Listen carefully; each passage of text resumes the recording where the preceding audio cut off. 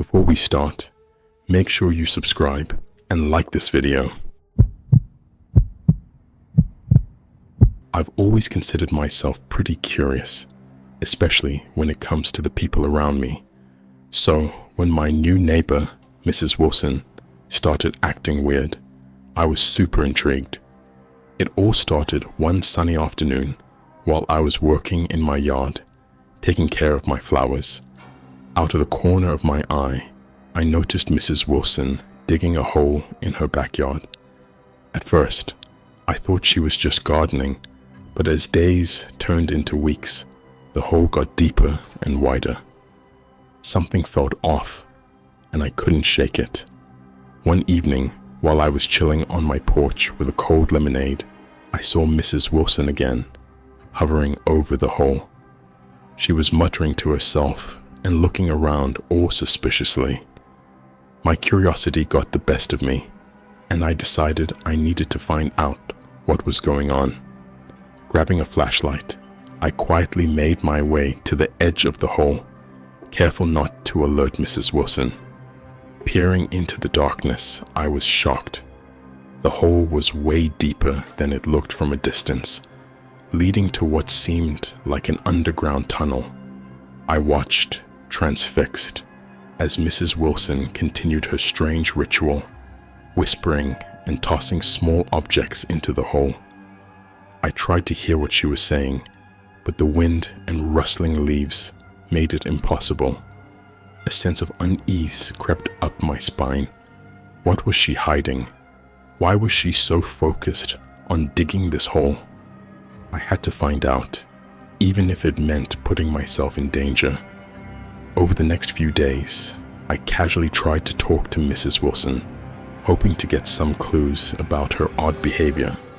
But she was evasive, always changing the subject or giving vague answers. It was clear she was hiding something, and I was determined to uncover the truth. One night, as I lay in bed staring at the ceiling, I had an idea. I decided to check out the hole when Mrs. Wilson wasn't around. Waiting until the early hours of the morning, I quietly slipped out of my house and made my way to her backyard. The hole looked even more ominous in the moonlight, the edges swallowing the light. Carefully, I lowered myself down, using the rough edges as footholds. As I descended, the air grew colder and denser, my heartbeat echoing in my ears. At the bottom, I found myself in a narrow tunnel, the walls lined with ancient, crumbling bricks. The air was musty and damp, and the only sound was the drip of water from the ceiling. I shone my flashlight around, trying to make sense of my surroundings. The tunnel seemed to stretch on forever, disappearing into the darkness. I couldn't shake the feeling that I was being watched, and the hairs on the back of my neck stood up. Just as I was about to turn back, something caught my eye. Buried in the dirt at the far end of the tunnel was a small rusted object. Curiosity got the better of me, and I cautiously dug it out with my hands. To my horror, I realized it was a human bone. The realization hit me hard, and my stomach twisted with dread. What was this place, and what dark secrets did it hold? Scrambling back to the surface, I emerged from the hole, my heart pounding. I had to tell someone about what I'd discovered, but who would believe me? Mrs. Wilson seemed harmless enough, but the evidence was deeply unsettling.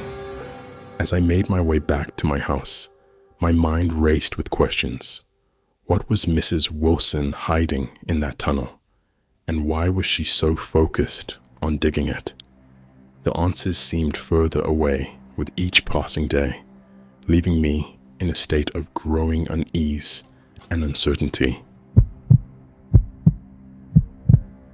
It was a stormy evening when I first realized how messed up my neighbors were. The Johnsons, who always seemed like a normal couple, had always kept to themselves. But that night, their house echoed with raised voices and thuds, giving me the creeps. As the thunder roared outside, I heard a series of loud crashes. I couldn't ignore the escalating situation, so I cautiously approached their window. What I saw next haunted me for days. Mr. Johnson standing in the middle of the room, surrounded by a bunch of scary weapons. His eyes flickered with a crazy intensity as he polished a knife, muttering to himself in a creepy tone.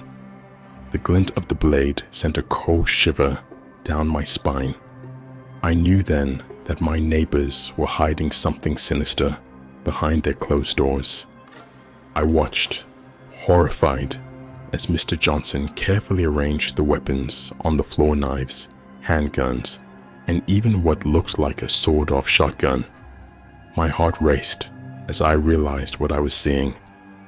These were not the tools of a law-abiding citizen. They belonged to someone involved in something way more sinister.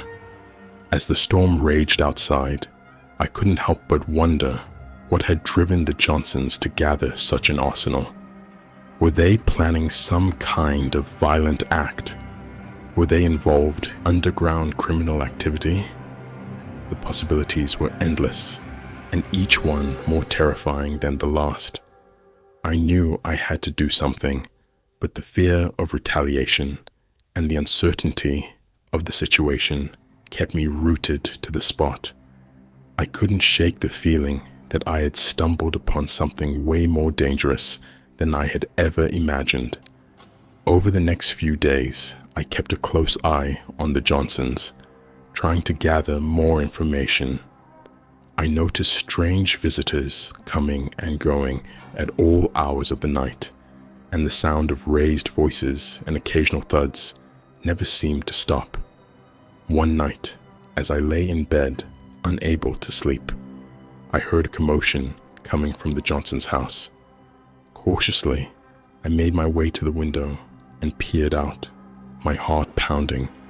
To my horror, I saw Mrs. Johnson, her clothes a mess and her face full of fear, running out of the house clutching a small bag. She looked around frantically, as if searching for a way to escape. Just as she reached the edge of the property, the front door burst open and Mr. Johnson emerged, his face twisted with rage. He was holding one of the handguns I had seen earlier, and without hesitation, he raised it and fired. I watched in stunned silence as Mrs. Johnson crumpled to the ground, her cries echoing through the night.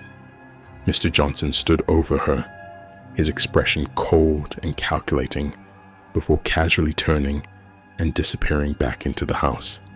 I was frozen, my mind reeling with the implications of what I had just witnessed. Had Mr. Johnson just murdered his own wife? And what was the deal with all those weapons? I knew I had to do something, but the fear of retaliation and the sheer magnitude of the situation left me paralyzed. As the sirens of the police cars pierced the night, I realized that my quiet, unassuming neighborhood had been hiding a dark and dangerous secret all along.